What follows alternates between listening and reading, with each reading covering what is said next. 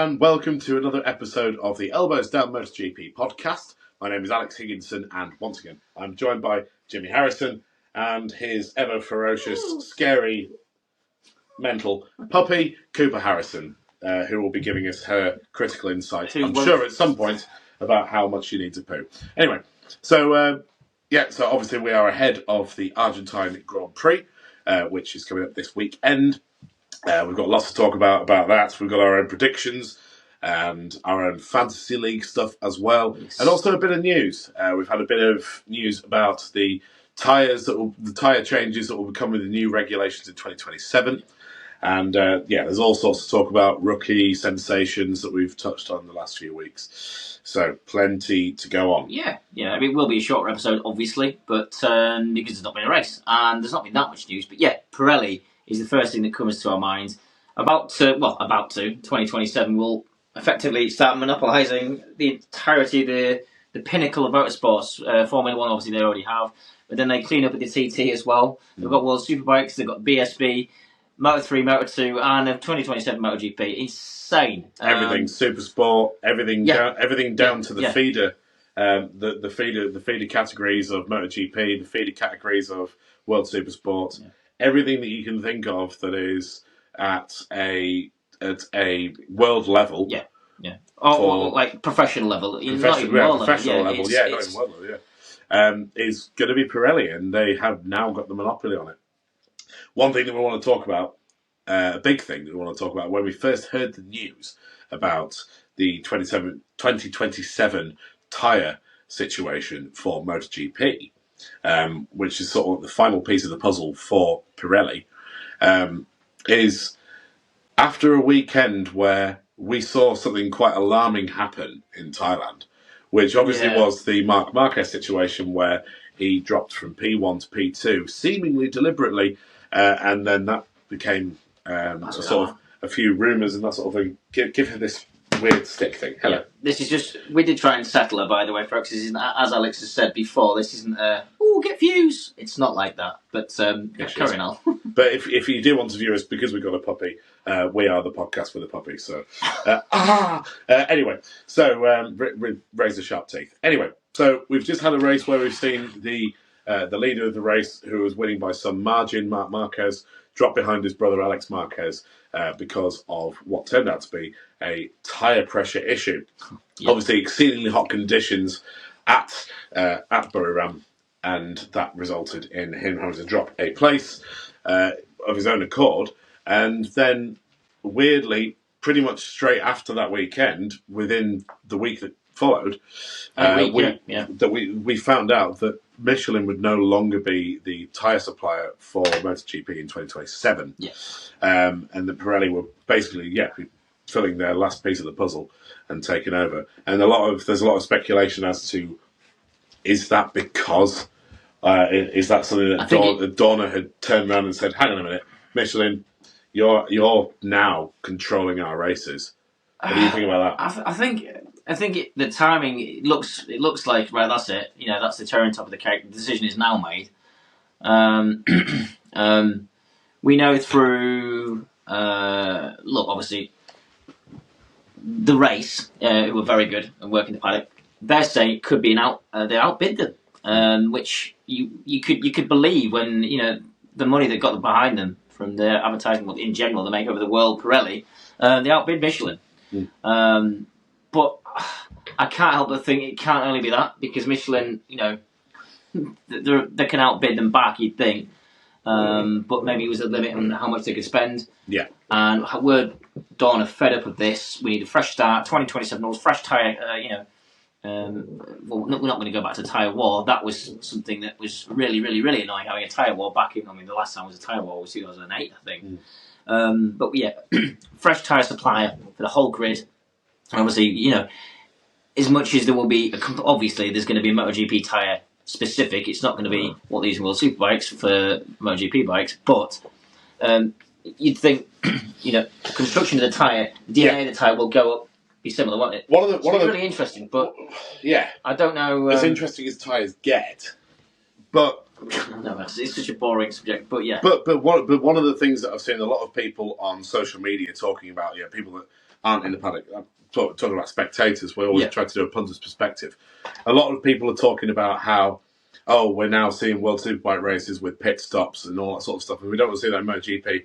What you have to remember about those races is that World Superbike especially, and the Superbike category as a whole, use production tyres. Yeah. Whereas MotoGP used prototype tyres. Yeah. So the tyres that you see in World Superbike are closer to road tyres than that of MotoGP. Shut up. Come here, get your stuff.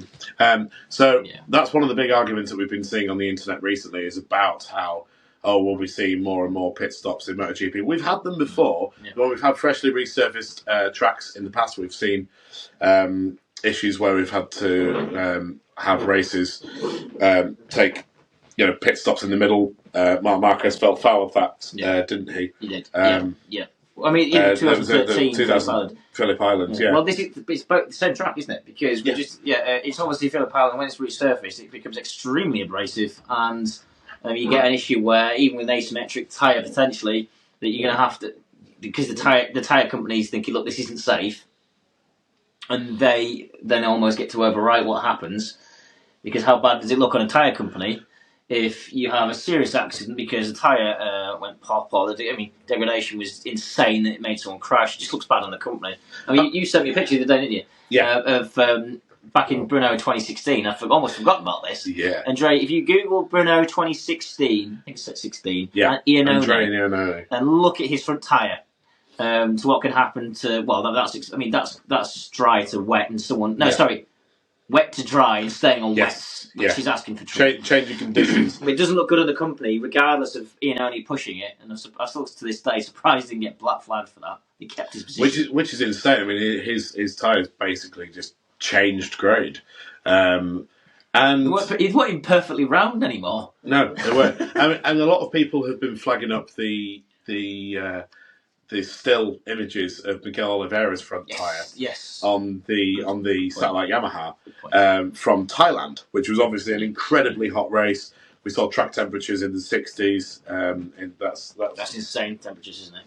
And obviously the tyres couldn't cope, and you saw the buckling of. It looked a bit like stretch marks on someone. Like stretch marks on someone's stomach who's drank too much Budweiser over lockdown, me basically, on Oliveira's tyres, where it had these obvious stress marks that were absolutely crazy. Speaking of absolutely crazy, just come here. Yes, so that is a really worrying thing. Obviously, is tyre degradation. It's safety, innit? It's a safety thing. That's what it is. To be fair, but go on. But anyway, so that's what we're going to be seeing in 2027. With the new regulations, we're also going to be seeing new tyres. Now, a lot of people are also asking the question, are we going to be seeing the 2026 tyre? You've been asking this question so well. We both have been, but you've mentioned it several times. I'm a broken record with this new front Michelin, and it's... Which is what they've been really struggling with. It's quite funny because obviously when someone who's relatively unknown, which I am, I've said it for ages, people say, they can't afford that. It doesn't work like that, Jim. Well, it's actually been seriously considered to have a compulsory next-gen front Michelin, well, next-gen, the last year of they'll use it. The only year they'll use it because they've been replaced. This dog's about to go crazy. Sorry about this, guys. And I think I don't know. I don't really know what the point of it is, other than to make it maybe closer between the factories in one more year. Yeah. So the Ducati don't have this clear advantage with the tyres, but then it's really the rear that Ducati are good for. But I don't know. Is it? Will Michelin think? Well, no, because we've been replaced now. That's not being spoken about. Will Michelin think? Well, we've got it. You're having it. Put up with it. You've not tested with it. You should put, and we're going anyway. The thing is, this tyre is ready to test. But again, it has to be compulsory. The teams say, no, we're not using this tyre, and so why should we test it? Yeah, exactly. How many factories are actually going to want to gain data from a new front tyre that yes, might be radically different from the old front tyre for Michelin, but let's face it, is probably going to completely change when they move to Pirelli. I mean, look at the difference between the Bridgestone front tyre and the Michelin front tyre in 2016 when when MotoGP went from Bridgestone's to Pirelli, to Pirelli, 2016. Michelin. Too many bloody tyre names going about. Yeah, But when they went from Bridgestone's to Michelin's, so it's obviously going to be a massive hurdle, and we've in the last year or so we've had a massive change in the other categories, Moto 2, Moto 3, where they have gone from Dunlops to Pirellis, and almost immediately, in the tests, in the post-season tests,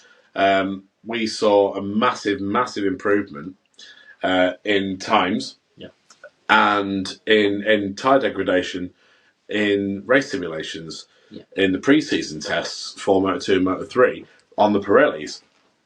And I think this is a big worrying thing for MotoGP as a category as a whole. It's exciting, no? It's very exciting. It's we're not only getting different engine capacities and bore size, we're also now going to have a completely new tyre supplier. It will be. It'd be almost like hitting a reset button. What we hope. It pretty much is. Let's face it. Well, it is. Yeah. I mean, the only thing is that what worries me is, and it's such a pessimistic way of looking at it. But the only thing is when you've got we're Yorkshiremen. F1 did this in 2017. They changed the rule. I mean, it's just the opposite to make the cars faster, so they can go faster than ever again. But the whole rule was changed in 2017. They went to wide cars again. But people thought, this will be a reset button. I mean, all it did was really, it accidentally made the best teams even faster because they already had the most money in R&D. So when you have Ducati, which have literally AI getting involved in their dev now, they've got the best of everything. Make an 850. All right, then watch this. You don't be careful what you wish for. I'm hoping it doesn't become that. I really am. But then obviously we're bringing Pirelli in. Hopefully it will be more of a reset, and I really hope Honda and Yamaha have got their head start on this because we need them back competitive. And by the way, 2027, folks, hopefully we'll have 24 bikes, not 22. And whether that be Suzuki coming back or BMW, we don't know. But you're segueing onto our next point, aren't you? Well, by accident. There has been some talk recently, you have to be really, really, really careful about what you read in MotoGP at the moment because there's not a lot of big news happening, and when it does, there tends to be a lot of shite news around it that goes on. Yeah, and we're going to be talking about that very soon. All this sort of what Donald Trump calls fake news, But one of the big things that we've been hearing rumours of at the moment, and there's always been talk about Suzuki coming back, but there has been a bit of talk recently about a potential Suzuki restart in 2027. Yeah, aligning with the new rules and that, and maybe more cost effective and whatnot. We'll see. Because fingers crossed. Fingers crossed. Still the best livery on the grid. It's not even on the grid anymore. My old man always says the prettiest bikes are always Suzuki's, and they're quite fast as well. The last time they raced, they won. Yep. Oh goodness me, it would be so good. I think it'd be almost. No, that's not fair. I was going to say something about KTM. If we lost KTM, at least we'd have Suzuki back. But then we'd have to have two Suzuki teams, or the satellite Tech 3 team would have to be. And we need bikes. But why is it always the factories that struggle that are the prettiest, like Kawasaki? Oh God! I mean, people still to this day are always on social media saying, "Why Kawasaki about GP half?" Like it's like shut up. Lack of money, and they're still quite good World Superbikes. But there's no rumours, by the way, folks. Anyway, if you see any of Kawasaki coming in 2027, but the Suzuki thing, we could start one. Yeah, well, we just need to change our name to something on Facebook. We'll get on to that in a minute. But yeah, if we have Suzuki come back for 2027, it'll add to that fresh competition. Because if you think about it, they do have still quite a relevant bike. They didn't have massive wings and Stegosaurus on their last bike. They're not a million miles fairing wide. I mean, yes, it'll have to be narrower and shorter. There's certain. I think their front wing in 2022 which would probably be too broad for the new rules.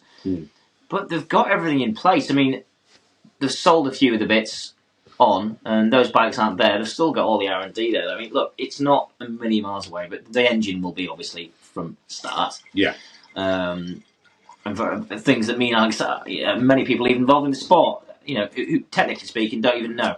They'll have to consider. They'll have to start now, basically, won't they? Yeah. Develop an engine. You start now, and by 2026, it's on the track testing. Yeah. And BMW, even if I don't know, I think that's got less weight to it than Suzuki, personally. It had a lot of weight to it about this time last year. Yes, yeah, it did. Yeah, about this time last year, there was a hell of a lot of chatter about Top Rack. Obviously, when Top Rack started re-winning the championship, when it sort of went from Batista's reign to Top Rack's in World Superbike, everyone was like, "Well, maybe we could see Top Rack in MotoGP soon." Yeah. And then everyone wanted it to happen, and then it all sort of went a bit crazy. Then there was the talk about BMW taking Suzuki's old data from 2022, and everyone's like, "Okay, what's going on here? Why is a World Superbike? Why is BMW as a factory taking a MotoGP's data? Here we go, and maybe in 2026, and then we did an episode last year where we were talking about this exact thing, and I remember saying something on the lines of, BMW are basically looking to homologate an engine. Well, they're not looking to, but there's a rumor that they're homologating an engine for 2026, and with interest in being in MotoGP in 2026, and then we both sort of had a debate about what's the point. Why don't you just wait till 2027? And that there were quite a lot of heavy rumours that BMW were looking at coming up with a 2027 package for MotoGP, which is all ever since we put that podcast out. Everything's gone really quiet. Maybe. The thing is, things with BMW. They thought, "Oh shit, they're onto us." I wonder sometimes if they think, well, is there that much point when we've got BMW hoardings at every race anyway because we're the official safety car? Yeah. If it's from a marketing perspective and it's pure advertisement, you don't need to be leading the race when you've still got the BMW banner here and there. Do you know what? It used to be at more races. Actually, I've noticed. I don't think it's at many races anymore. But they have the official safety car. The branding is already there. Yes. So it could be less of a necessity for them. I think it has been for a long time. You're right. This is MotoGP related because your dog is currently eating my Red Bull KTM lanyard that I bought from Silverstone for £10 a couple of years ago. So I'm going to take that off before she chews through it and then eats my arse. Right, there we go. Nice. I think the BMW thing, it had weight. We'll see. I mean, imagine if we're in a world where they're all interested and we get 26 bikes in the grid. Yeah. But I don't think that would happen because you probably have Carlos Ezpeleta saying, no, okay, one of you teams has to marry it with a satellite team that's already existed and call it a factory team. Also, Ducati's only allowed one bike now to shut everyone up. It's still not called the Ducati Cup. I was sat in the car with my dad the other day and he goes, I read an article the FIM are going to limit the amount of Ducatis on the grid. It's going to happen, and it's going to happen very, very soon. Like, where have you heard that, Stu? On Google. So what do you mean? So what happened? Obviously, when you go on Google, obviously, your cookies work. Some of you guys, and underneath you search, it comes up with recommended links. And I don't know what it was. Like, right, okay. It doesn't. Well, if it does happen, it might be. It might happen that 4 bikes per manufacturer. But he didn't have a clue where he's seen it. Bless him. He's in his early 70s. But yeah, I'm going to pull up something now that another journo posted. I say this. I'm absolutely bloody useless at this sort of While Alex is finding now, are we going on to the... Oh, no, I've got it. Found it. Right, so one of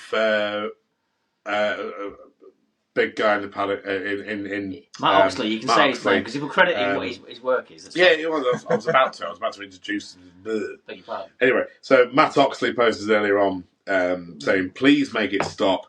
Now I really know why the world is so fucked. Facebook algorithms are like muck spreaders targeting you with specific bullshit. He's screenshotted a very dramatic looking post from Facebook from one of these sort of algorithmic kind of content creating It's almost like AI. AI platforms. Yeah. It is AI. Yeah. And it is just these things now. There are so many of them. It always says follow next to their name, and it's always pretty much usually bullshit. And you can spot them a mile away because they read like a Daily Mail headline, and it is Ducati under heavy pressure for 2026.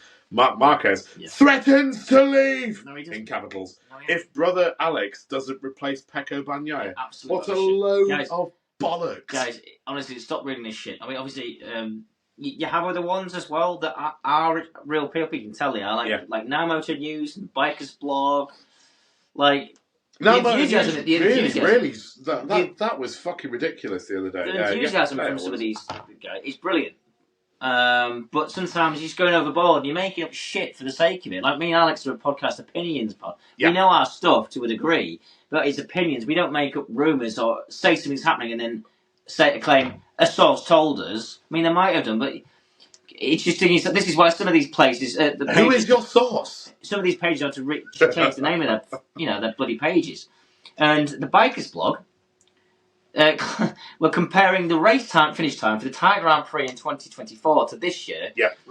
And look at the progress. Like, no, it was a wet race last year, And then we've got Now Motor News and Air Bastianini. Oh, this is incredible. So, this is the thing. We're not slugging any of the... Because we read it now and again anyway. It's a quick fix. But, I mean, this is the sort of thing that you can expect, is that you get rumours on news pages.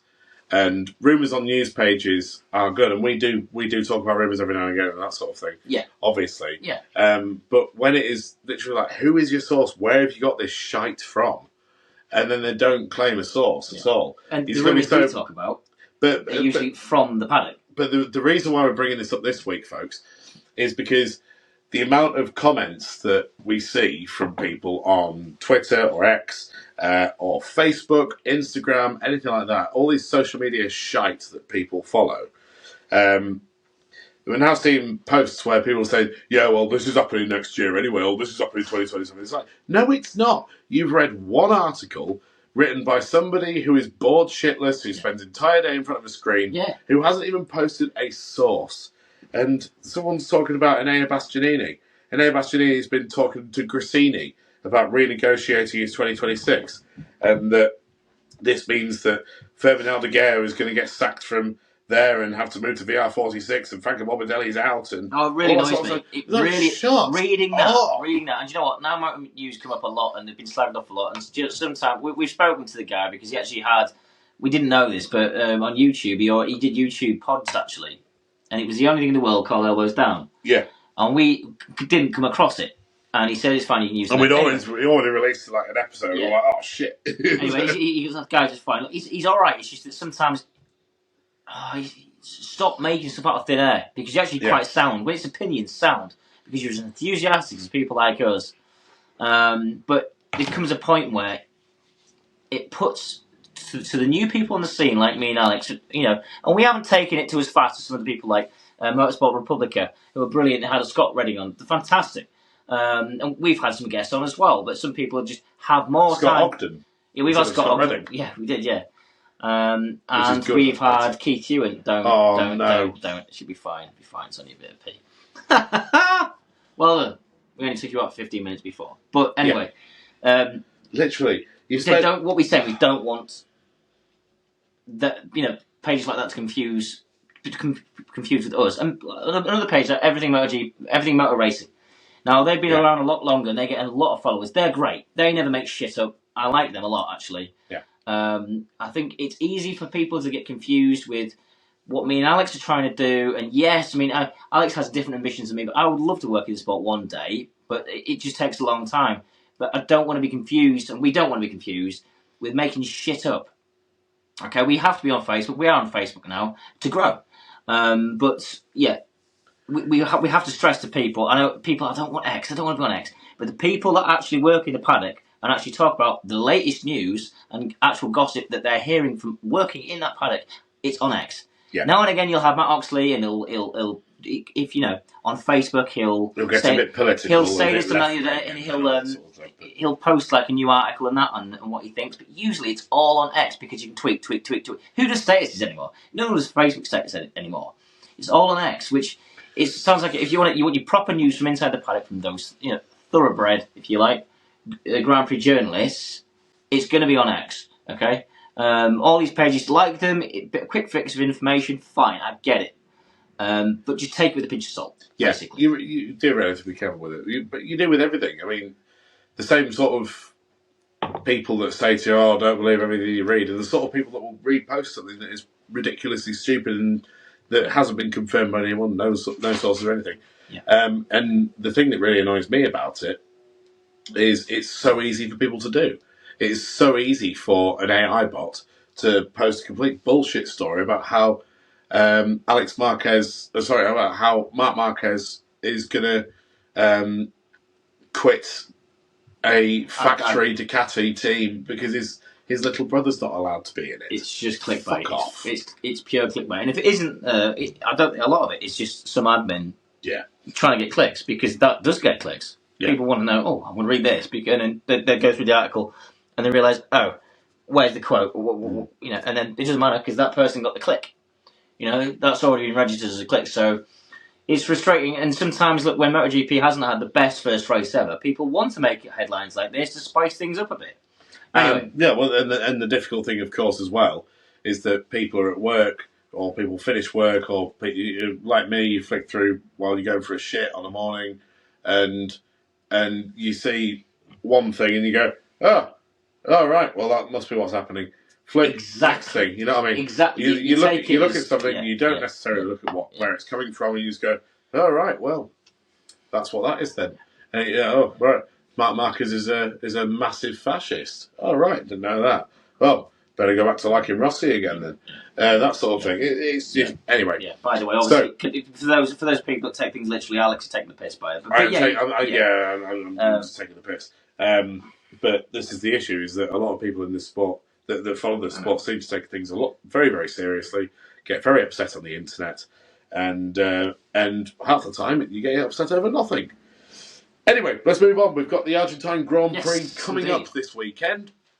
We're on Wednesday at the moment while we're recording this. We're going to be releasing this tomorrow, which is Thursday, which is obviously the most boring day of the Grand Prix weekend, which is the Presses, which I'm pretty sure nobody watches. And then we've got a very rocky weekend, which we're going to start off talking about by talking about the weather. Because we didn't have a Argentine Grand Prix last year. We had one the year before that Marco Bezzecchi won. Yeah. And quite convincingly as well. Quite convincingly, which was a wet race. Relatively wet weekend as well. We are looking at, as our phones are telling us at the moment, and this is just, we're not looking at any kind of major scale meteorological reports. No. We're looking at literally what Google tells us Termas is going to be like over the weekend. Friday is looking pretty gloomy, but gloomy albeit dry, which will be muggy, bit of moisture in the air, that sort of thing, around the sort of low to mid 20 degrees Celsius mark. And then we're looking at how the dog biting my knuckle. And then it's basically the same sort of layout of weather that the last last Termos Hondo. So weekend was. So I mean, before we predict and end this little mini pod, I think I'd say don't expect incredibly different results to last weekend, but expect something different. Why did you get a spaniel? I know, innit? Why did you look at it? It's ridiculous. Anyway, play. Then we've got my absolute favourite kind of Saturday, and I've banged on about this so many times. It's like a broken record. My favourite Saturday of all time was Mugello 2022. Yes, we were there at the track, so it was even better. But weird lineup on the grid, really, really weird grid. Yeah. We saw rookies on the front row, Digia and Bezzecchi, and also Marini. It's nice to see him on the front row for once. So Anyway, so I absolutely love a mixed conditions Saturday. So but back in 2022, obviously we only had qualifying on Saturdays and the practice sessions in the morning. But now obviously we've got the sprint as well. Yeah. So the weather conditions for the weekend are looking pretty shite. We've got mixed conditions for the qualifying sessions. So the morning's looking pretty soggy. Then it's going to get it's looking like it's going to get sunny around late morning. Yeah. 11 o'clock. Yeah. And then all the way through till about 1, 2 o'clock, it's going to be pretty dry. So that's going to really, really throw a lot of the qualifying sessions. If it stays to this program, obviously, Termas is in a region where we've got changing weather conditions all the time. So the forecast might not be, as true to itself. It's a bit like trying to do the weather forecast for Scotland or the west coast of England. Sort of like, it's going to be really nice and sunny on Friday. Oh, no, wait, it's going to rain instead. So we're looking at about sort of early afternoon where it's going to start tipping it down again and into a sort of drizzly afternoon. And then when the sprint race comes around in the afternoon, it's probably going to be pretty soggy, sodden. The track's going to be cold. The track's going to be wet, greasy at the very least, and it's going to be pretty minging for Saturday. Yeah. And Sunday, it's going to rain all day, and there's going to be thunderstorms. So it's looking like we're 90% sure it's going to be a wet weekend. And so by that logic, Alex, would you like to go first with your predictions, please? Right. So let me just tap into something here because right, we've got Marco Bezzecchi on the Aprilia now. He seemed pretty strong in testing. He struggled over the Thailand Grand Prix weekend. I think an untrained brain, I think if you were to put it into an AI computer, they would say Marco Bezzecchi would be somewhere up in the top. My absolute prediction is that in the top 10 we will have all 5 manufacturers. Think about it this way. You've got Miguel Oliveira on the Yamaha, wet weather specialist. Yeah. You've got Jack Miller on the Yamaha. Has been pretty good in the wet before, and has been pretty good at Termas de Rio Honda before as well. You've got Brad Binder, won in the wet before, albeit in very peculiar circumstances, not necessarily in conventional circumstances. Very strange, yeah. But yeah, go on. I think Johan Zarco has been extremely strong. Johan Zarco was very strong on the Ducati in 2023 at Argentina. So I think that on the Honda, which is already he is arguably the strongest rider at the moment on the Honda. So let's throw him into the mix. My predictions are absolutely in the top 10, at least in the main race and the sprint. We will see. No, sorry. At least in the sprint, we will see all 5 manufacturers in the top 10. I think sprint. I really think the grids can be weird. We've not got Jorge Martin there, which is a big thing which we haven't actually mentioned yet. No Jorge Martin, and I'm pretty sure everyone that's into the sport knows that we're not going to see him until at least. You don't need us to say that. So Jorge Martin for me is one of the weakest wet weather riders. So it wouldn't make much difference. Of the top end of the grid. Yeah. I think it's going to be really interesting. I think oh God, that hurt. I am also trying to distract myself a little bit here. I think Enea Bastianini will do badly. Why don't you tell us what you really think?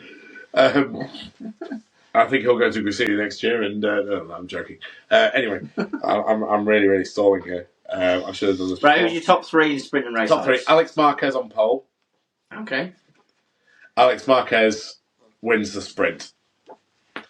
I think that's fair in the wet, I think that Marquez comes through in difficult conditions and wins the main race. Oh, you bastard. That was what I was going to say. So they're my winners, pole and winners. And then second and third, I'm going to put Bez on sprint podium in third. And I'm going to put Pecco second. And main race, main race, I'm going to put Alex Marquez first. Mark Marquez first, Alex Marquez second, to be boring as fuck, and let me think of someone literally at random. Can you imagine if it's the same top three again? Pedro Acosta, because he won't be riding the arse out of the KTM. I think Pedro Acosta third. Okay. And I think that Aprilia-wise, Ayagura wet struggle. track, will really struggle. I think a lot of people are going to be, Ayagura is going to be in the top 10. I think Ayagura is going to struggle this week. I think if top Aprilia will be Marco. My predictions are the fact that last year, I remember, this dog's about to go mental, by the way, because she likes to fight. About to go mental.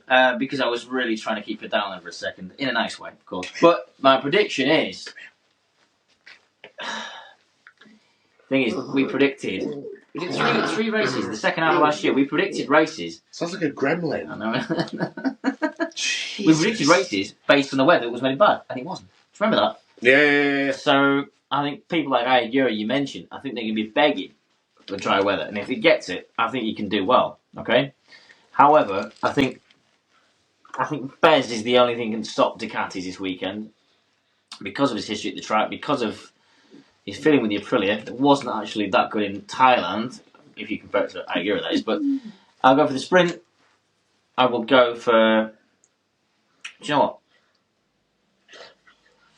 I'm going to go for Morbidelli P3. Because he's on a really good roll right now, is Franco. And I'll go for Pecco second and Mark first. And Mark will win the race, as well as the sprint. Yes. And I'll go Bez second, because Bez will come through the field on Sunday as my guest. Finish second behind Mark, but not quite catch him. And we'll get Pecco third, sensible Pecco third again. So I think Bez will get a podium this weekend. Nice. And I think Mark is just too strong mentally now. He's comfortable. I don't want to start rumours or that shit. I almost think that he could already be in Pecco's head. Which we predicted would happen. We asked Pete Hewitt about it. He was, this dog is... I'll tell you what, for the race review... Oh my God! Oh, the gentleman's we're going to have to make region. sure that I think the race will actually go outside. So guys, we're going to have to wrap this up. Right, very quickly. Very quickly, Moto 2. No, we haven't... Okay. Sorry. It's like me winning a cigarette. Hey. Fucking hell. So, Moto 2, I think, last year we saw a very strong Alonso Lopez. We've got similar conditions this weekend, as we were saying. So, very strong Alonso Lopez. I think last year, did we have reduced race distance as well for Moto 2? So, anyway, I think that on pole this weekend, it'll be Alonso Lopez. I was going to say Lopez, but I don't think he did enough last race. I don't know if he's got it. Well, he was there or thereabouts, but I think Gonzalez is going to be on top. Hard to. I think Gonzalez will win. But I do. I think Vietti will win. I think Vietti will win personally. And if you're going to ask me Moto 3, Rueda is looking really good right now. I think Jake will win Moto 2, by the way. Bloody hell, there you go, folks. There's one for you. I think Jake will win Moto 2. Okay. Thing is, with Argentina, so a lot of these Moto 3 rookies, when you took a Moto 3 race, haven't been to terms before, so this is going to be interesting. Moreira, second place in Moto 2. Okay, yeah, we'll go with that. Yeah. And Ivan Ortola will win Moto 3. Yeah. Oh, we did mention fantasy. We haven't. I might change something on my fantasy. You put Red Bull KTM MotoGP for your team. I don't know whether I should change. Well, I can't copy you, but I wouldn't be doing it for my benefit, not to copy it. By the way, I was taking the piss out of the fact that earlier on, last episode, or the episode before, I made the absolute bumfuckery of saying that I thought that Ivan Ortola would be great in Moto 3 this year, and then forgot completely that he's in Moto 2. Also, how impressive was Danny Holgado? Yeah, fantastic. Really, really impressed by Danny. Wow. And I think, do you know what? He's been to there before. Oh, your dog's fired, man. Oh, no. Danny Holgado. Absolutely incredible. So I'm really excited to see what Tony Hoggart's going to do this year. Albeit that was in the dry at Thailand, but let's see what he does. But Dixon win. That's Dixon win. Put some money on that, Al. Not that we're betting, man. But, not that I have any money to put on that sort of thing. My wife would murder me. Cheltenham. Yeah. Right, we're going to have to go anyway.